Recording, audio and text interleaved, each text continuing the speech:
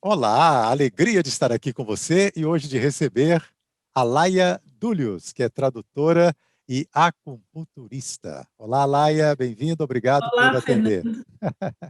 Olá, Fernando. Muito obrigada pelo convite, né? A gente acompanha bastante seu trabalho, um amigo de longa data. É verdade. E a gente está sempre vendo você também, trabalhando aí com seu canal no Zoom, e Sim, entrevistas, livros, agora mergulhada aí junto com seu pai, sua mãe e outros amigos na editora Garba Lux, não é isso? isso. É uma editora nova, que ela surgiu agora em 2020, né? A gente ia lançar a editora e veio a pandemia, então...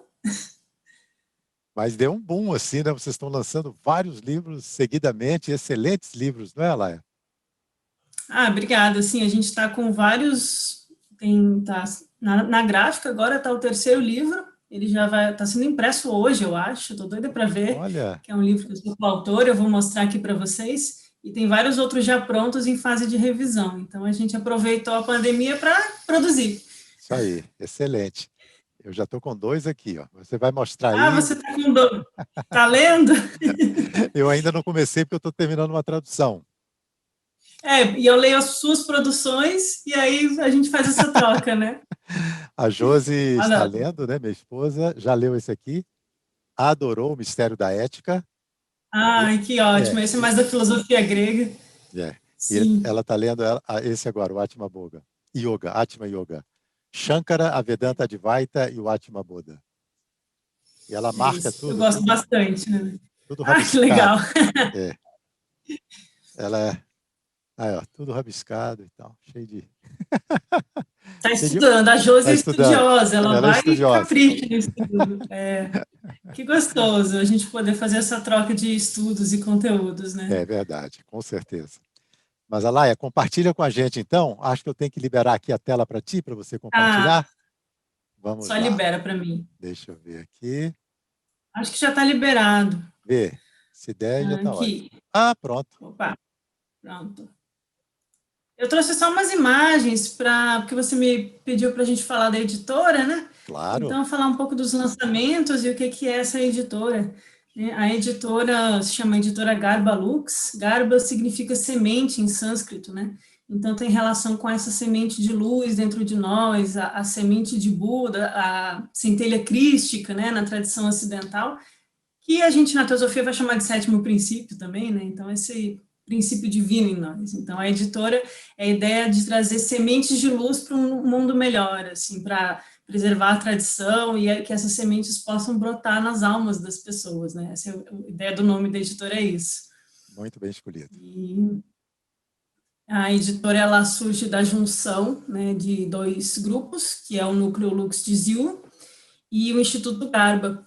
O Núcleo Lux, ele foi criado pelo meu pai, o Alberto Brum, né, há muitos anos atrás, lá por meados da década de 80, e em Brasília surgiu o Núcleo Lux em 94, 95, muitas pessoas participaram, né, a gente tem muitos conhecidos que conheceram o Núcleo Lux, que no ano 2000 a gente aumentou para Colégio Lux, aí tinha várias salas, biblioteca, palestras, cursos, então é um grupo que existe de forma discreta há bastante tempo, né? Uhum. E a ideia são esses dois pilares que levam a Dziu, né? Que é a sabedoria oculta, né? A Blavatsky fala das instâncias de Dzyan, né?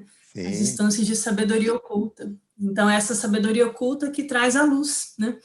E esses dois pilares que o Núcleo Lux se baseia são as duas tradições, né? Oriente e Ocidente, fazendo essa ponte, não forçando a comparação, mas aprofundando elas para conseguir chegar no topo dessa pirâmide, né? Hum. Então, da mesma forma como a Blavatsky ela traz as tradições do Oriente, né, a Voz do Silêncio, que tem relação com o budismo esotérico, que a gente chama, né, e também as tradições do gnosticismo cristão, que também vai dar lá nos Templários, nos Rosacruzes, nas tradições de mistério. Então, os dois focos do Núcleo Lux, né, Oriente, budismo e Vedanta, assim, um pouco das filosofias da Índia, e gnosticismo cristão, que vai passar pelo ismaelismo, pelas sociedades secretas e pelas tradições do esoterismo ocidental.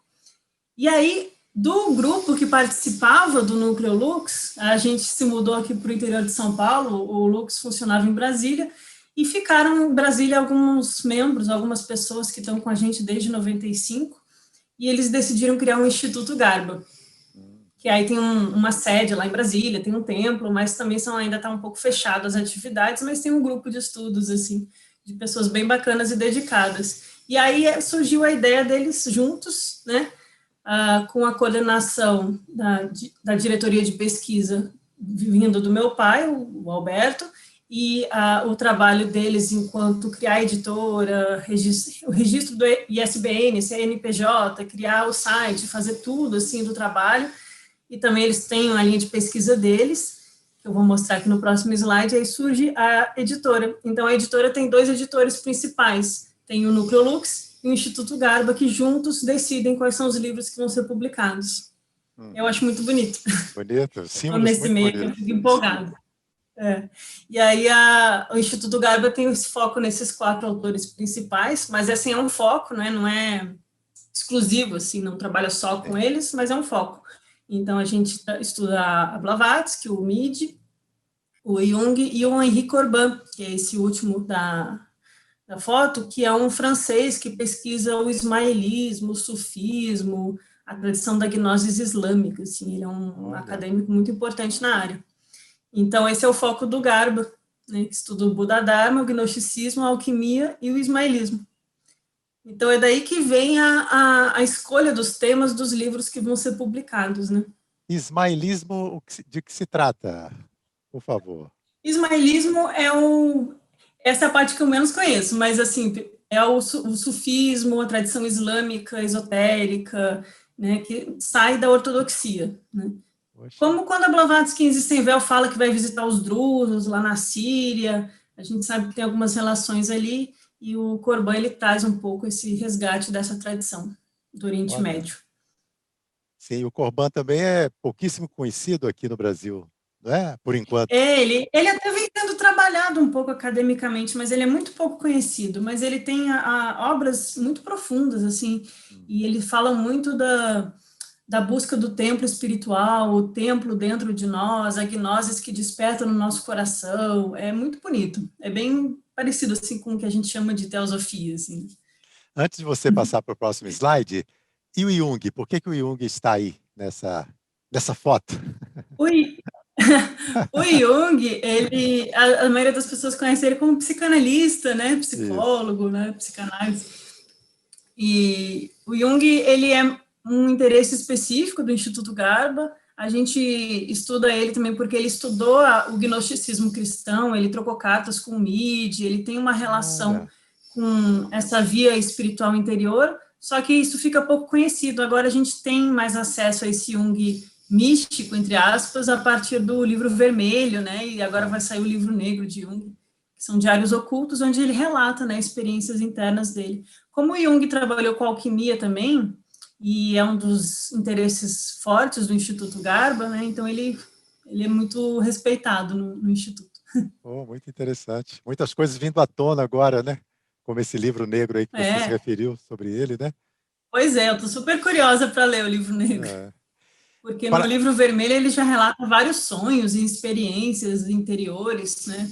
Eu achei interessante. E o Midi? Quem é da Sociedade O Midi, Teosófica é familiarizado com ele, né? Mas quem não é?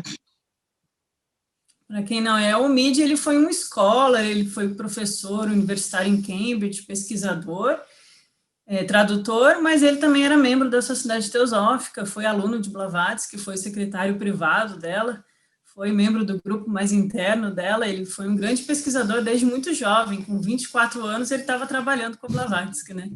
E ele foi o responsável pela tradução de vários textos gnósticos, né, do gnosticismo cristão, como o Piscis Sophia, que a gente tem em português pela Editora Teosófica hoje, né?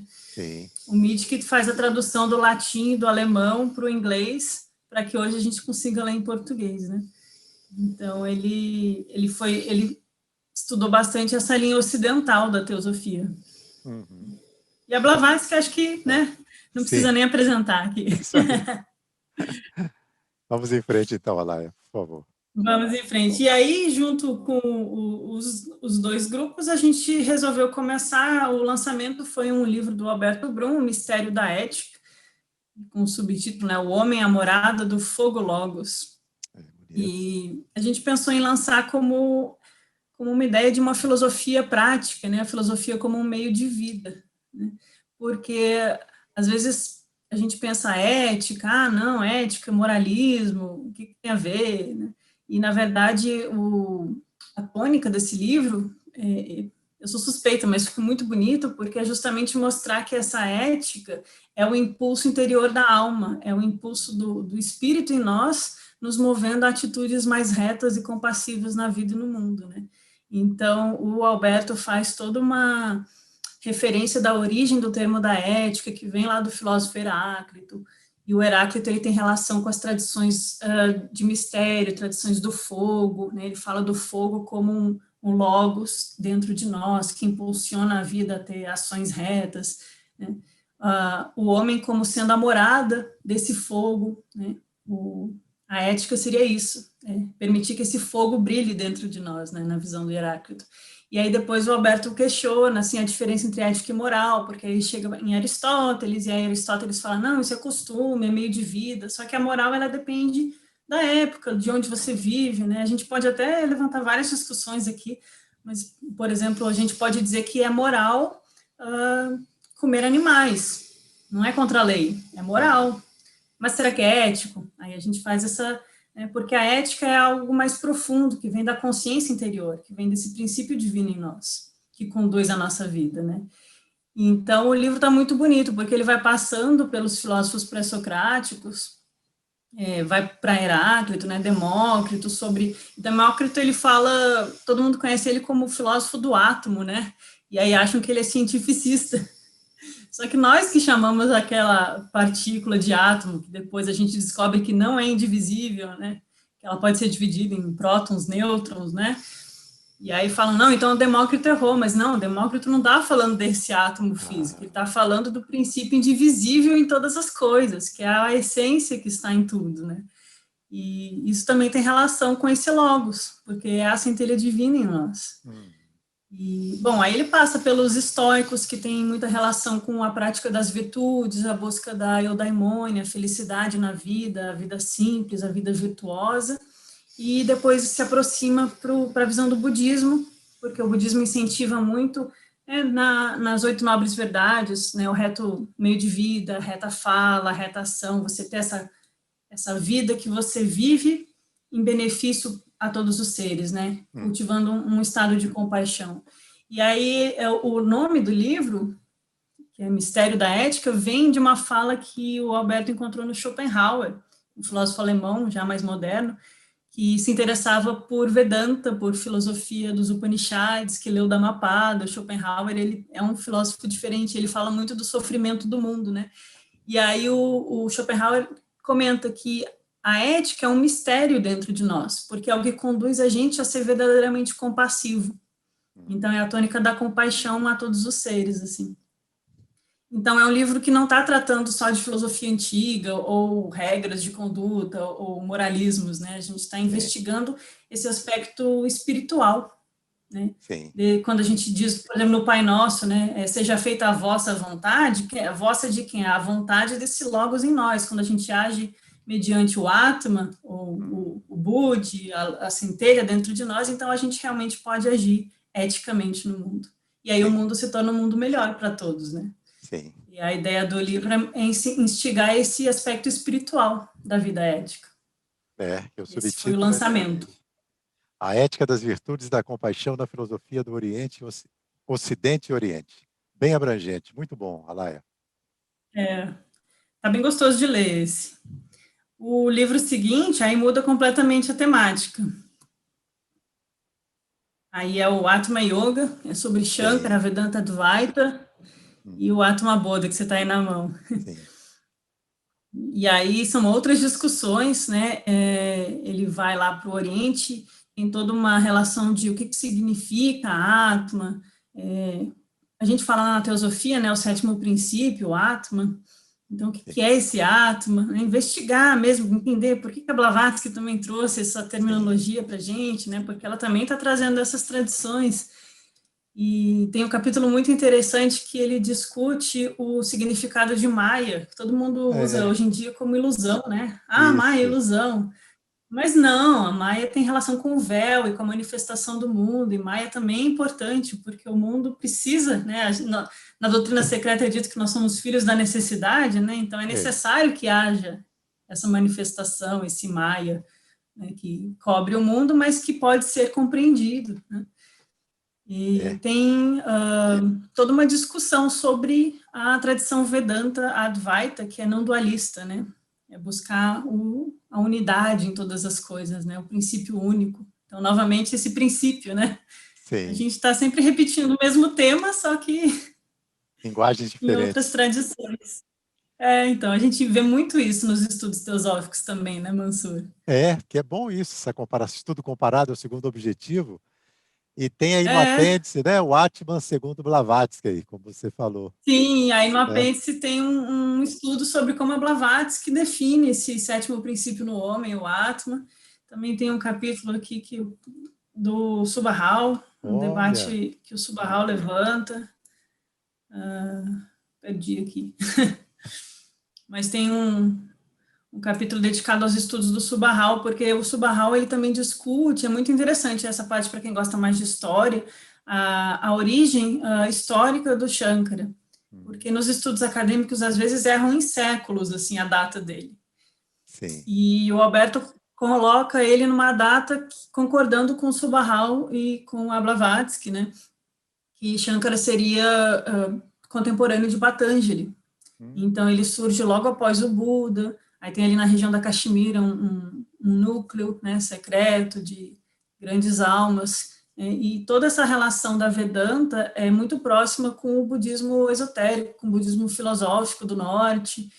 Então, esse estudo que traz sobre o Atma em nós, a realidade última, a unidade de todas as coisas, que aí a gente encontra, tem no livro aí uma tradução do Mandukya Upanishad, e tem a tradução completa do Atma Bodha, que é um texto atribuído ao Shankara também, é justamente para mostrar essa origem espiritual muito profunda da Vedanta Advaita, relacionada a esse Shankara em Kashmir, logo após o Buda. Tem até um capítulo que interessa para os teosofistas, eu acho que o Shankara no David Regal. David Regal trabalha muito com os textos dos Mahatmas, da doutrina secreta, da Blavatsky, ele também fez esse estudo sobre quem é esse Shankara original, né, discordando às vezes de alguns debates acadêmicos também. Então é inspirador, né? O tema Sim. Está ali no 84, começa isso. E na 94 aí logo começa... abaixo...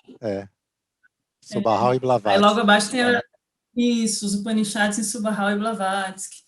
Então, são trechos, tem alguns Upanishads completos, tem trechos e comentários e contextualizações, assim, desse debate sobre o Atman em nós, e o Atman no universo, que é um princípio universal, né? E trazendo os textos fonte, né? Investigando realmente as tradições, para a gente saber o que o que esses Mahatmas realmente ensinaram. Vou passar para o próximo? Vamos lá. Estamos ansiosos aqui, curiosos. Esse aqui é o que está hoje na gráfica, e eu estou super contente, porque esse eu sou coautora. Olha. Com um pouco maior. E aí esse a gente começa lá com os filósofos gregos, né? Aí vai para Vedanta, na Yoga, e agora a gente volta para o gnosticismo cristão, assim. E justamente investigando esse princípio divino em nós, né? Porque o gnosticismo vai falar da centelha de luz, da centelha do Logos em nós, que é o reino de Deus que está dentro de todos nós, né? Então, também transmite esse ensinamento profundo, né? Profundamente filosófico. Esse livro está sendo uma alegria para mim, eu estou muito contente com a capa, o trabalho da editora, né? A gente tem uma equipe lá de diagramadores, revisores, o pessoal está trabalhando, aprendendo e trabalhando com muito afinco, assim, dá gosto de ver. Dá gosto. Quando você tem o ideal, livro... né? Isso a gente fica contente. Sim. E aí esse livro traz o aspecto uma discussão sobre quem é o discípulo João, né? O pessoal chama de o discípulo bem-amado.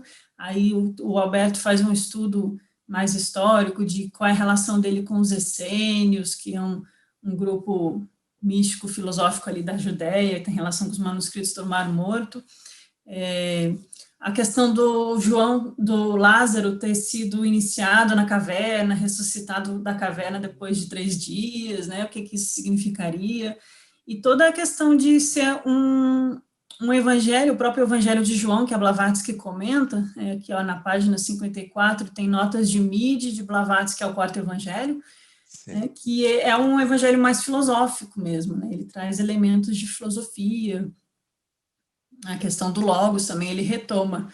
Então, o Alberto faz toda uma contextualização desse discípulo como o discípulo de um Mahatma, né? A gente sai do âmbito cristianismo tradicional, igrejas, a gente está entrando aqui no gnosticismo filosófico. E aí, na parte 2, ele traz a tradução do hino, que é um texto que está num apócrifo chamado Atos de João, e é um ritual que Jesus teria feito com os seus discípulos mais próximos, né? Um ritual que envolve uma dança em círculo, umas invocações, é um texto muito bonito, né, que toca muito na alma. Nessa parte 2b, tem a tradução do texto A Cruz de Luz, que foi um texto que o Mide trabalhou, tem em inglês pelo Mide, o hino também o Mide traduziu, então aqui a conexão com o Mide, né? E é uma crucificação na visão gnóstica, que não tem nenhuma relação com a tal da paixão de Cristo, né? A cruz de luz é uma simbologia espiritual do espírito que vem à matéria e consegue se elevar de volta ao reino dos céus, assim, ele transcende a prisão da matéria, né? No sentido de iniciação mesmo espiritual, as iniciações que a gente fala dos Mahatmas, né? Então, a cruz de luz tem uma simbologia muito profunda, é um texto muito bonito. E aí, nesse livro, a gente traz, né, comentários do Mide ao hino, a gente traduziu os comentários do Mide, traduziu os comentários à Cruz de Luz, e também fez os nossos próprios comentários, né. Na terceira parte, é a parte que eu desenvolvi, que é a tradução de um dos mais importantes textos de Nag Hammadi, aquela grande descoberta de 1945 no Egito, de que surgiram textos em copto, que são textos gnósticos, né, o gnosticismo filosófico, e ele fala muito da cosmogonia, um pouco parecido com a cosmogênese, assim, tem o princípio uno, universal, inefável, tem a díada, o pai e mãe, o espaço universal onde todas as coisas surgem, a luz do logos, o raio que vem ao mundo, e que está presente em nós e que precisa despertar a alma para se libertar do Éden, que é uma prisão dos sentidos, e retornar à sua origem espiritual, o plano divino. E então o Apócrifo de João, que foi o texto que eu traduzi e vai estar aí disponível no livro, é um texto muito completo, ele começa com a cosmogênese, ele passa pela antropogênese, ele vem na formação do ser humano, como que é a formação psíquica, física e o espírito que habita no ser humano, e como é feito o caminho de retorno, né? Então é um texto gnóstico cristão, né, muito profundo. E aí eu teço alguns comentários no capítulo final, assim, tentando esmiuçar o conteúdo espiritual desse texto. Nossa. Então, esses são, por enquanto... Tá bem bonito.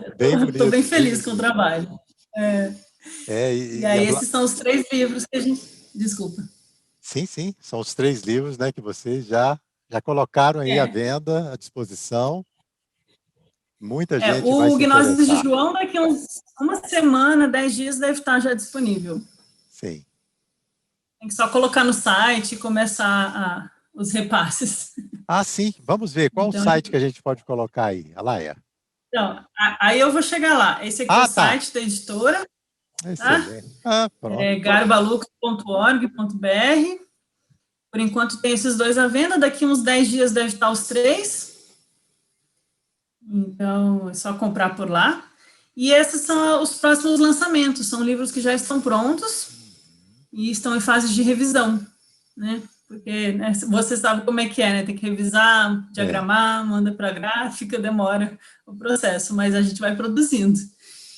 Então, vão surgir livros aí sobre a filosofia dos rishis da Índia Antiga, aí vai tratar das darshanas, né, a Sankhya, que influencia muito as instâncias de Dhyan, aquela linguagem purusha, prakriti, é da filosofia Sankhya, né, o jainismo, a yoga, né, vão ter alguns textos dessas linhas.